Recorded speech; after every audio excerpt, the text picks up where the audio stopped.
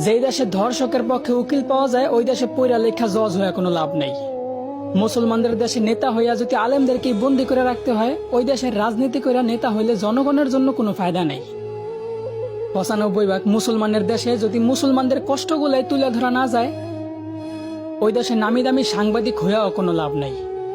বলি জাকাত না দিয়া সুদ খাইতে খাইতে দেশটারে করছো ছারখার। এখন সূর্যের তাপ গায়ে লাগে, তাই তোমাদের বৃষ্টির দরকার। আলেমদেরকে বন্দি করে আবার আলেমদের মাধ্যমে আল্লাহর কাছে বৃষ্টি কামনা করলা। বিষয়টা এমন হইল না যে কোনো এক ফল গাছের গোড়া কাটা ফালাইয়া সেই গাছ থেকেই আবার ফলের আশা করলা।